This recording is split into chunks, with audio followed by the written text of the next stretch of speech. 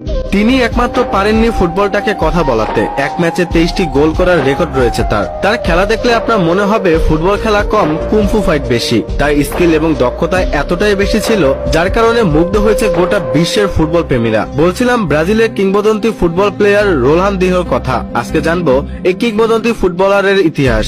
Ronaldinho নামটি শোনেননি এমন ফুটবল প্রেমী খুঁজে পাওয়া দুষ্কর। সর্বকালের সেরা ড্রিবলার, অন্যতম সেরা এই ফুটবলার তার ক্যারিয়ারে প্রায় সবকিছুই জিতেছেন, কিন্তু জিততে পারতেন আরো অনেক কিছু। হতে পারতেন ইতিহাসের সেরাদের সেরা।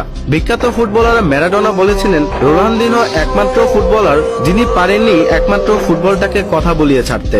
এছাড়া সবকিছুই করেই দেখেছেন তিনি। সর্বদা হাস্যোজ্জ্বল মানুষটি নিজের খারাপ অভ্যাসের কারণে অল্প সময়েই হারিয়ে গিয়েছেন লাইমলাইট থেকে। সর্বশেষ 2020 সালে যেতে হয়েছে প্যারাগুয়ান জেলেও। আজ বলছি রোনালদিনহো গাউচেকে নিয়ে। রোনালদিনহো 1980 সালের 21শে মার্চ ব্রাজিলের পোর্তে আলগোরে নামক শহরে জন্মগ্রহণ করেন। ছোটবেলা থেকেই তিনি বিচ ফুটবলার আর অ্যারিনা সকারের প্রতি আকৃষ্ট হয়ে পড়েন। এখান থেকে তার ফুটবলের প্রতি প্রেম শুরু বলা হয়। ফুটবল ক্যারিয়ারে খেলেছেন অ্যাটাকিং মিডফিল্ডার ও ফরওয়ার্ড হিসাবে। রোনালদিনহো প্রথম মিডিয়ার নজরে আসেন 13 বছর বয়সে, যখন তিনি এক লোকাল টিমের সাথে একাই 23টি গোল স্কোর করেন। তিনি তার ইউথ ক্যারিয়ার কাটান গ্রেমিও নামক ক্লাবের সাথে, আর 1998 সালে তার প্রফেশনাল ফুটবল ক্যারিয়ার শুরু করেন। 1997 সালে ফিফা অনূর্ধ্ব-17 বিশ্বকাপ এবং সাউথ আমেরিকান অনূর্ধ্ব-17 চ্যাম্পিয়নশিপ বিজয় দলীয় অন্যতম সদস্য ছিলেন তিনি, এবং এর মাধ্যমে বিশ্বকে জানিয়ে দেন তার আগমন বার্তা।